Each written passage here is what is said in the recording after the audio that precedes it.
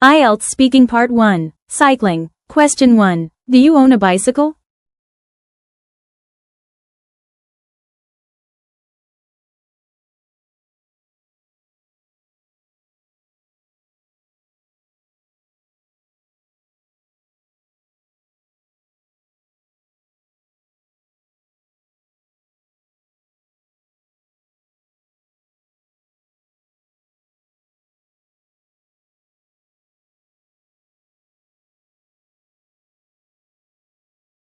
Model answer. Band 6 answer. Yes, I have a bicycle. I bought it a few years ago to go around my neighborhood. It's simple but useful for short trips, like going to the supermarket or the park. Band 7 answer. Yes, I do. I bought my bicycle about 3 years ago mainly for exercise and short distance travel. I often use it to go to nearby shops or to enjoy a relaxing ride along the river. It's a very convenient and eco-friendly way to move around. Band 8 answer. Yes, I own a lightweight city bike that I bought a few years ago. I use it not only for commuting short distances but also as a way to unwind on weekends. Cycling helps me stay active and avoid traffic jams, and I appreciate how environmentally friendly it is compared to driving a car. Question 2. When was the last time you went cycling?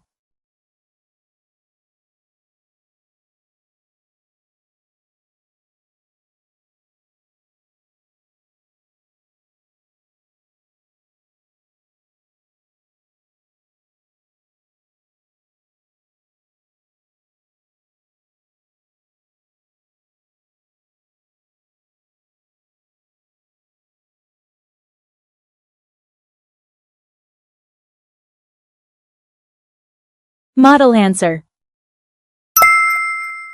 Band 6 answer. I went cycling last weekend. I rode around my neighborhood for about an hour. The weather was nice, so it was very relaxing. Band 7 answer. The last time I went cycling was last weekend. I rode along a cycling path near the river in my city. The air was fresh, and I enjoyed seeing the sunset while riding. It was a nice way to refresh my mind after a busy week. Band 8 answer. I last went cycling just last weekend along the Tama River in Tokyo.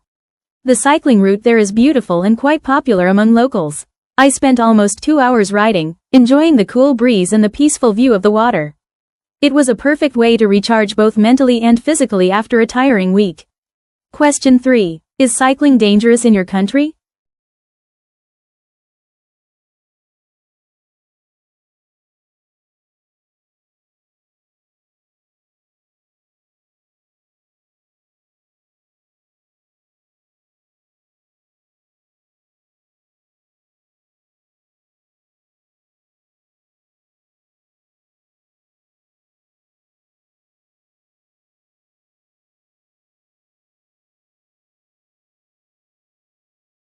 Model answer.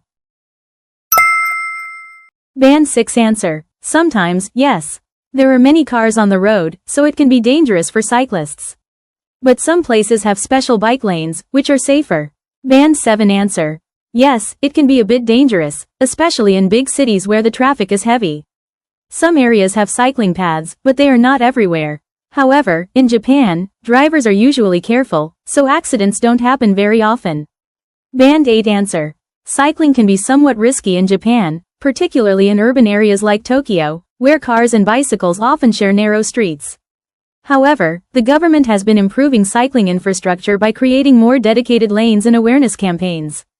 In general, Japan is relatively safe because drivers tend to be polite and follow traffic rules carefully. Question 4. Would you ever take a long cycling trip?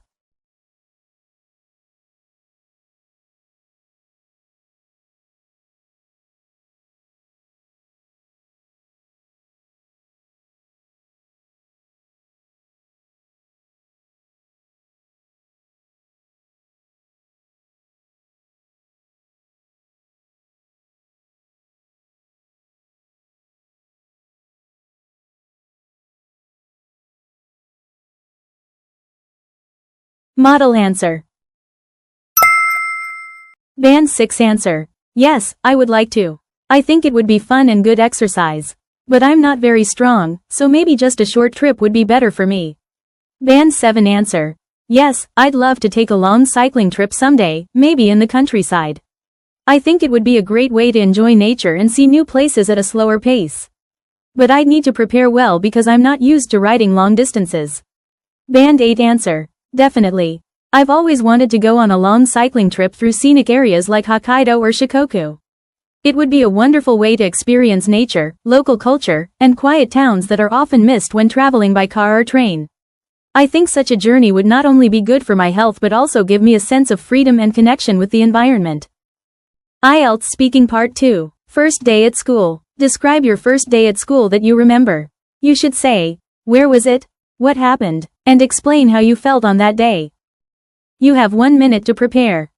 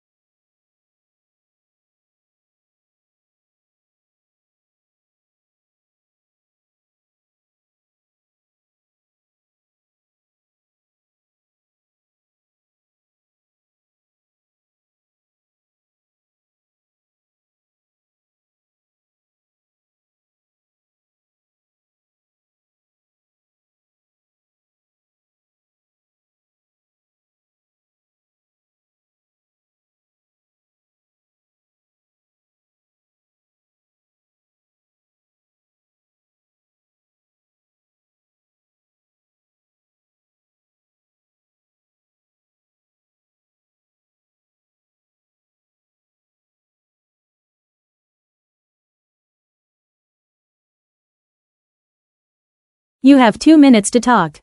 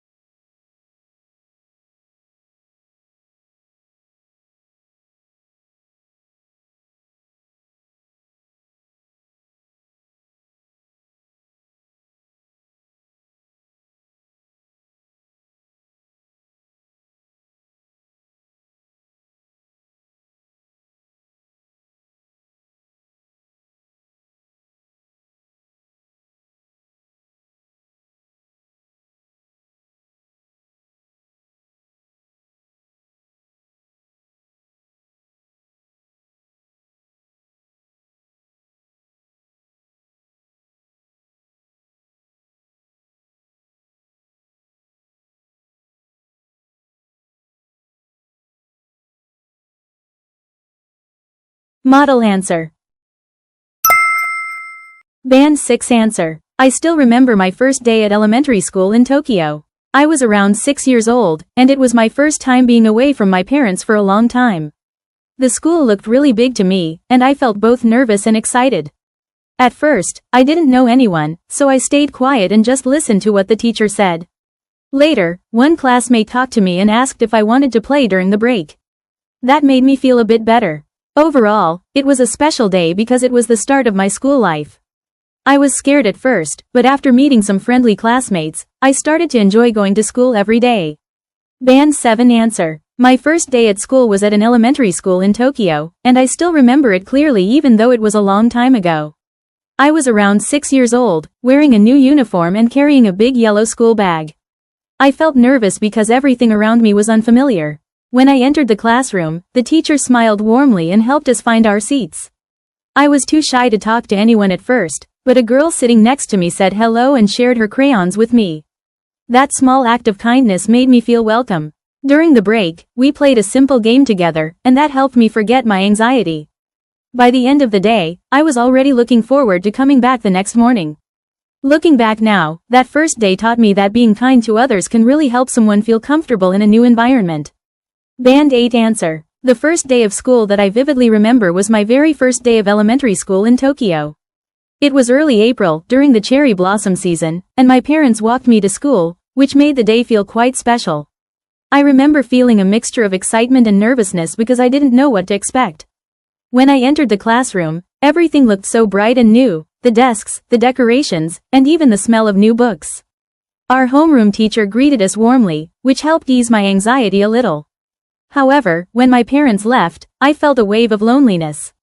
Fortunately, a friendly girl sitting beside me started a conversation and offered to show me where to keep my things. We ended up playing together during recess, and I instantly felt more comfortable. That was actually how I met my first best friend. By the end of the day, I felt proud of myself for being brave and happy that I had made a new friend.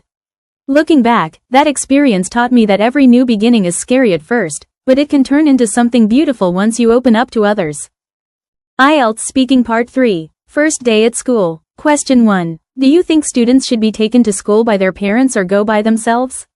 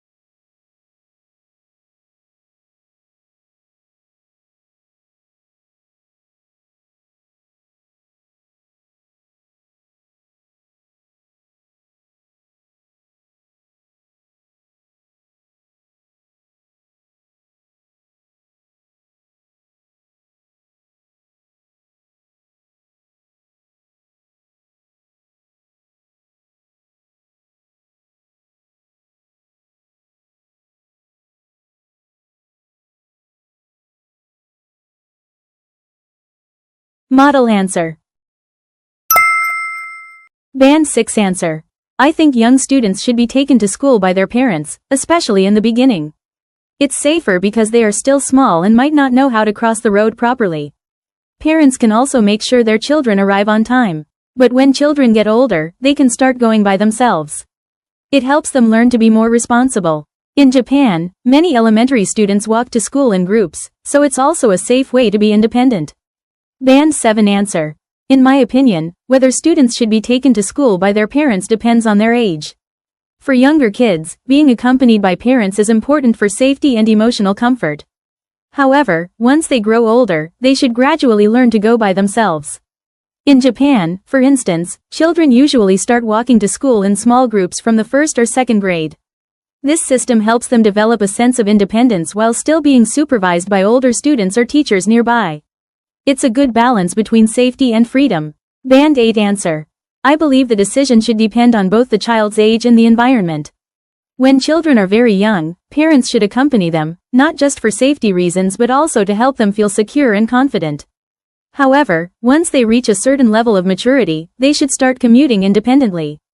In Japan, this transition happens quite naturally because schools encourage students to walk together in groups, promoting both independence and cooperation. Allowing children to travel on their own teaches time management, responsibility, and confidence, skills they'll need later in life. If parents overprotect them, children might struggle to adapt to challenges when they grow up. Question 2. Should children rely on their parents or be independent?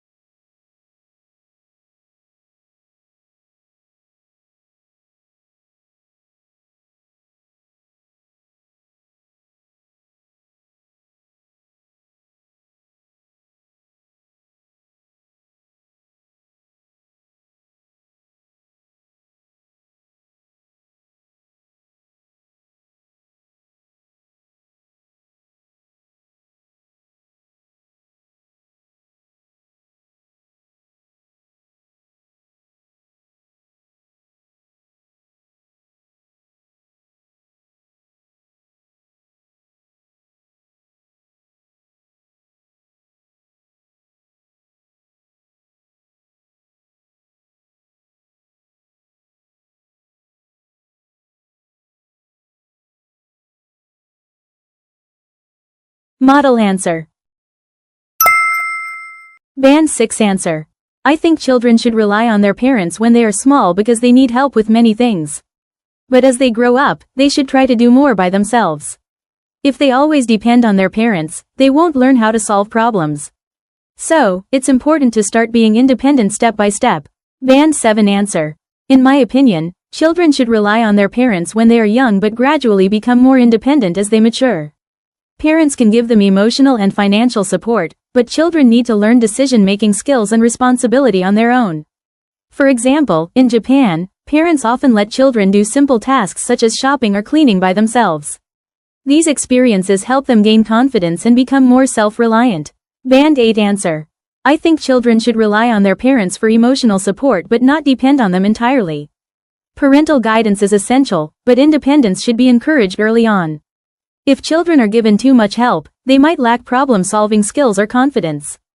In Japan, there's even a TV show called Hajimete no Atsukai, My First Errand, where small children go shopping alone while being filmed. It reflects the culture's belief that independence can be taught through real-life experiences. Balancing support and independence is key to raising responsible adults. Question 3. How can children become more independent?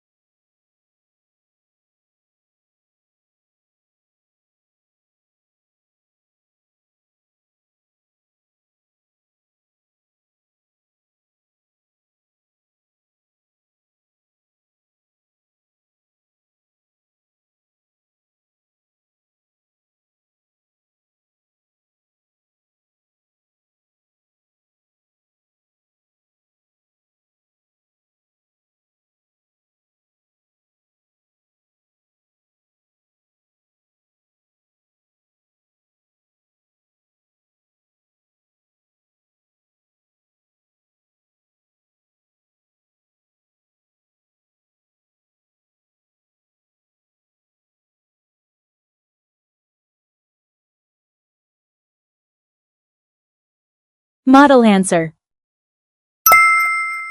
Band 6 answer. Children can become independent by doing small things by themselves. For example, they can pack their school bag or clean their room. Parents should let them try and not help too much. If they make mistakes, it's okay, because that's how they learn. Band 7 answer. I think children become more independent when parents give them opportunities to make decisions and take responsibility. For example, they can choose their clothes, prepare their lunch, or manage their allowance. In Japan, schools also encourage students to do cleaning and serve lunch together. These daily routines help them understand teamwork and self-discipline. Band 8 answer. To foster independence, children need both trust and responsibility. Parents can start by letting them handle small daily tasks, such as organizing their homework or managing pocket money. Gradually, these experiences teach time management and accountability. In Japan, it's quite common for schools to encourage self-management, where students clean classrooms, serve meals, and even plan events. These activities not only teach practical skills but also make children realize that independence means contributing to the community, not just doing things alone. Question 4. What is the effect if parents interfere with children's life too much?